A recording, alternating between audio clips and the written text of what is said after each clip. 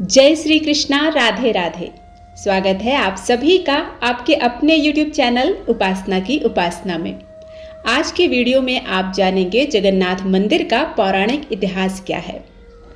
जो रहते हैं उजालों में, जो रहते हैं अंधकार में, जो रहते हैं शब्दों में, जो रहते हैं निशब्द में, जो रहते हैं ब्रह्मांड की शून्यताओं में, जो रहते हैं पृथ्वी की परिपूर्णताओं में, जो रहते हैं बच्चों की किताबों में, जो रहते हैं साधु के रुद्राक्ष में। अंधे की आंख है वो, लंगड़े की बैसाखी है वो। जन्म मृत्यु, जीवन यौवन, सूर्य चंद्र ग्रह नक्षत्र, इस संसार के जीवन मृत्यु के चक्र में सदा सर्वदा वो ही विद्यमान है, जो हैं जगत के नाथ प्रभु श्री जगन्नाथ।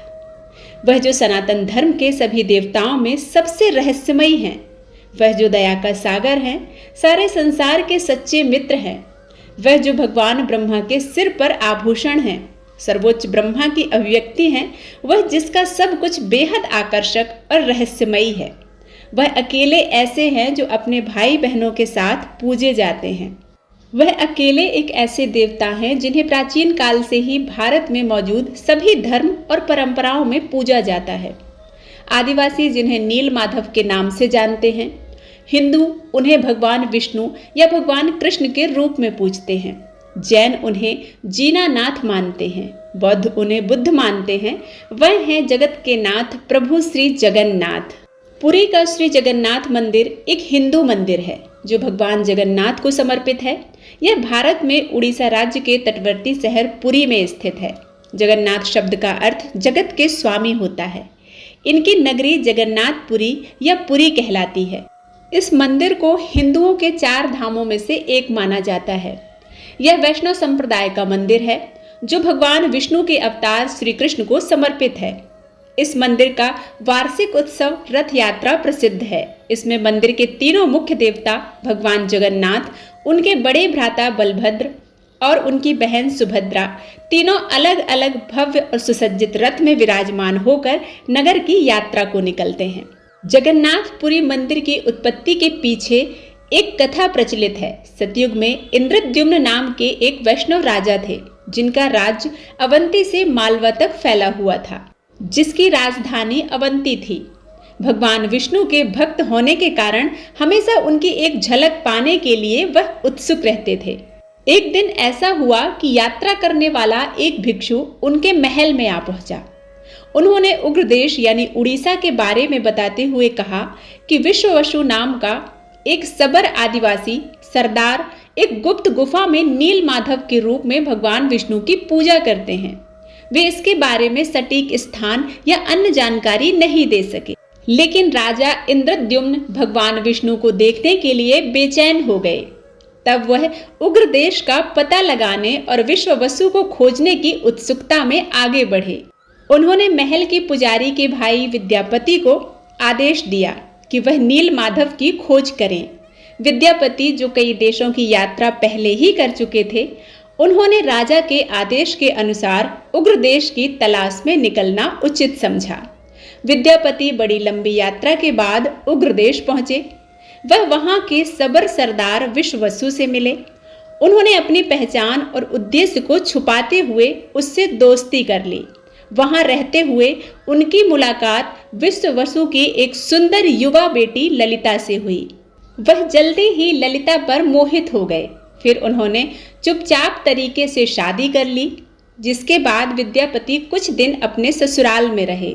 उन्होंने ससुराल में रहते हुए देखा कि विश्ववसु आधी रात को बाहर जा रहे थे, फिर अगले दिन लौट रहे थे। उनके शरीर से चंदन और कस्तूरी की मीठी सुगंध निकल रही थी। विद्यापति ने जब ललिता से उसके बारे में पूछा तो वह पहले तो टाल गई, लेकिन कुछ देर के बाद उसने अपने पिता के निर्देशों के खिलाफ खुलासा किया कि उसके पिता नील माधव की पूजा करने के लिए जंगल में एक गुफा में जाते हैं। विद्यापति इसी जानकारी की तलाश में थे। उन्हें यह जानकर बहुत खुशी हुई। वे गुफा का स्थान जानने के लिए उत्सुक हो गए ताकि वह इसके बारे में राजा इंद्रद्युम्न को बता सकें। फिर उन्होंने ललिता से लगातार अनुरोध किया वे नील माधव को दिखाने के लिए गुफा की यात्रा की व्यवस्था करें। पहले तो ललिता ने यह कहकर मना कर दिया कि यह असंभव है, क्योंकि उसके पिता कभी सहमत नहीं होंगे। हालांकि कुछ झिझक के बाद उसने अपने पिता से इस संबंध में बात की। उनके पिता अपनी बेटी के अनुरोध को मानते हुए, इच्छा न होते हुए भी सहमत हुए। फिर यह निश्चित किया गया कि विद्यापति विश्ववसु के साथ आंखों पर पट्टी बांधकर चलेंगे। नील माधव को देखने के बाद उसी तरह वापस लौट आएंगे। चतुर विद्यापति ने इस अवसर का लाभ उठाया। गुप्त गुफा के रास्ते को याद रखने के लिए चुपचाप अपनी लंगोट के कोने पर कुछ सरसों के दाने बांध दिए। जैसे ही वह गुफा के रास्ते आगे बढ़े, वैसे वैसे वह सरसों के दाने गिरते गए। वहां पहुंचकर जब विद्यापति ने नील माधव को देखा तो विद्यापति की आंखें खुशी से चमक उठी। उनका लक्ष्य और उद्देश्य पूरा हो गया था। नील माधव की आराधना में कुछ समय लगाकर वह लौट गए। कुछ समय बाद ललिता से विदा लेते हुए जल्दी वापस लौटने का वादा किया। इसके बाद विद्यापति अवंती वापस लौट आए। अवंती पहुंचकर विद्यापति ने इंद्रद्युम्न को अपने निष्कर्ष बताए, जो उत्सुकता से उनकी प्रतीक्षा कर रहे थे। इंद्रद्युम्न ने कोई समय नहीं गवाया। फिर हमेशा के लिए भगवान विष्णु की पूजा के उद्देश्य से नील माधव को अपने राज्य में लाने का फैसला किया। राजा इंद्रद्युम्न ने अपनी सेना के साथ उग्रदेश पर आक्रमण की आवश्यक तैयारी की। इंद्रद्युम्न ने उग्रदेश पर आक्रमण किया, फिर विश्ववसु को कैद कर लिया। तब विश्ववसु को विद्यापति की चालाकी का पता चला। राजा ने विश्ववसु से नील माधव को दिखाने के लिए गुफा में ले जाने को कहा, जिसे विश्ववसु ने साफ इनकार कर दिया। इसी बीच बारिश का मौसम शुरू हो गया।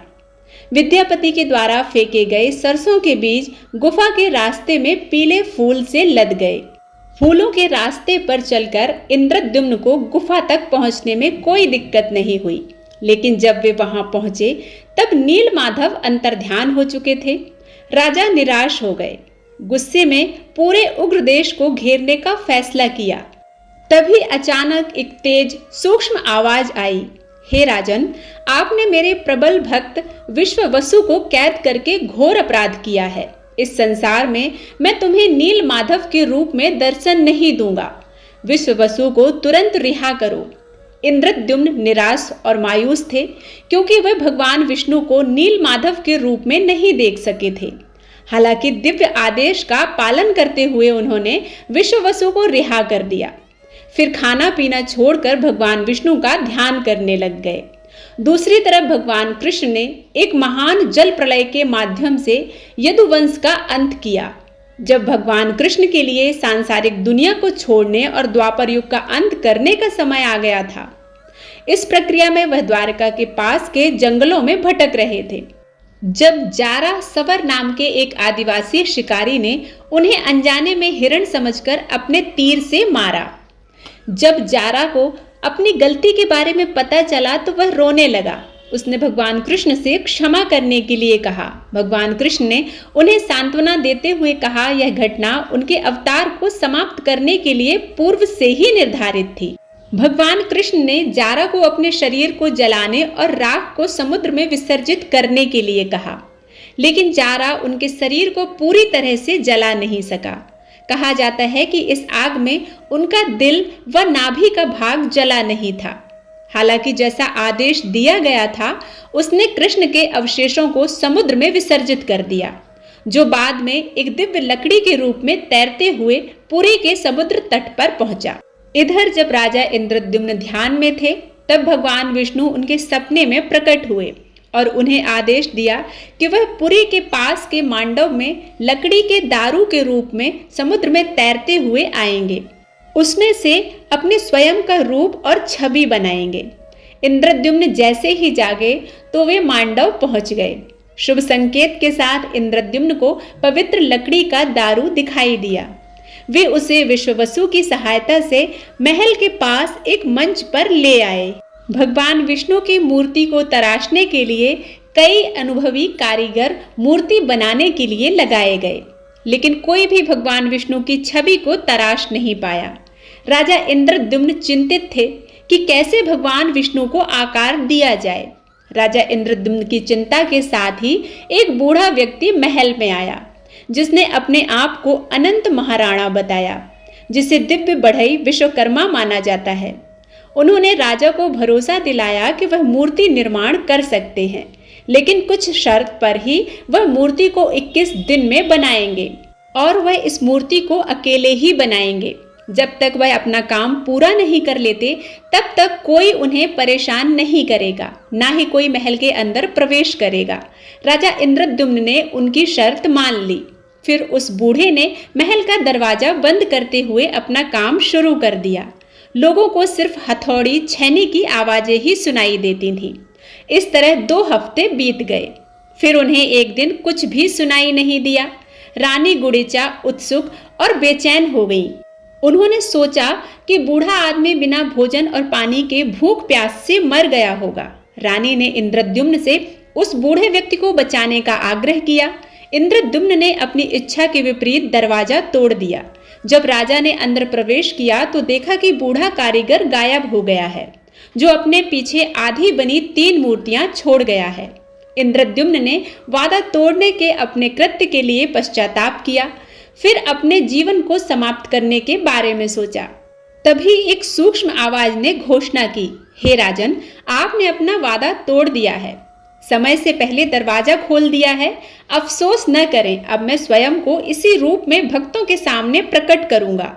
मेरी यथाविधि स्थापना करो और पूजा करना शुरू करो।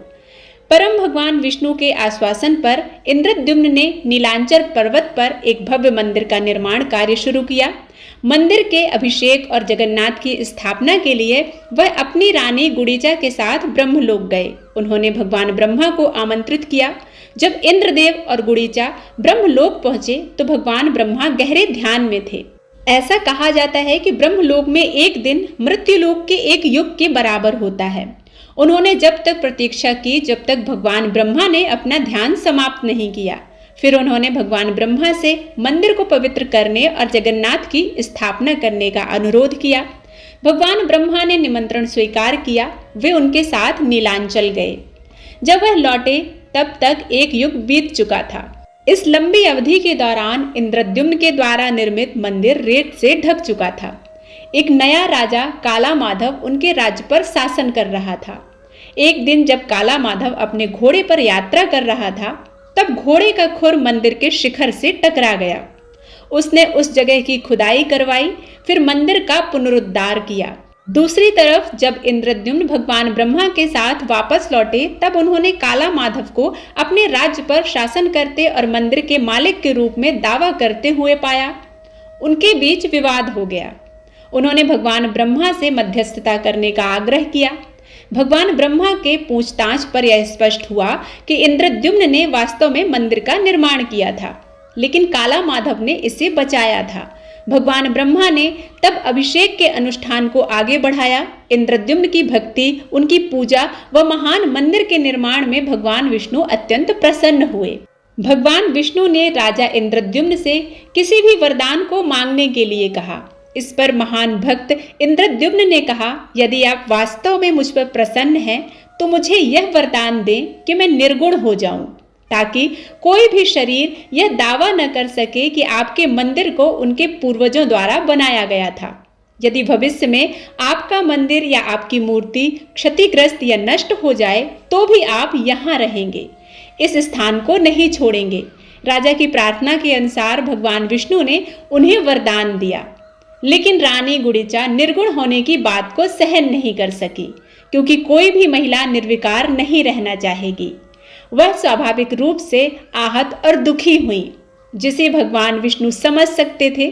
भगवान विष्णु ने उन्हें यह कहते हुए सांत्वना दी कि वह उनके घर में पैदा हुए हैं, वे उनके बेटे के समान हैं, वह उनकी माँ के समान हैं, वे उन्हें कभी मना नहीं कर सकते। हर साल रथ यात्रा के दौरान 9 दिन तक उनके पास जाकर रुकते थे, उनके द्वारा बनाए गए स्वादिष्ट भोजन को खाते थे। इसलिए रथ यात्रा के दौरान भगवान जगन्नाथ, बलभद्र, सुभद्रा सुदर्शन चक्र के साथ गुड़ीचा मंदिर जाते थे, वहां 9 दिन बिताते हैं। रानी गुड़ीचा जो देवकी नहीं है, यशोदा भी नहीं है, बस उस कान्हा ने उनसे वादा किया था, इसलिए हर साल अपना वादा पूरा करने के लिए आ जाते हैं। ऐसे भगवान जगन्नाथ जो अपने भक्तों की देखभाल के लिए बिना पलकों के अपनी आंखें हमेशा खुली रखते हैं। उम्मीद करती हूँ यह वीडियो आप सभी को पसंद आया होगा। भगवान जगन्नाथ की ऐसे ही पौराणिक और रोचक कथाएं सुनने के लिए आप हमारे साथ जुड़े रहें। वीडियो पसंद आता है तो प्लीज़ लाइक ज़रूर कीजिएगा और चैनल पर पहली बार आए हैं तो सब्सक्राइब करना बिल्कुल मत भूलिएगा। मिलते हैं एक नई कथा के साथ, तब तक के लिए जय श्री जगन्नाथ।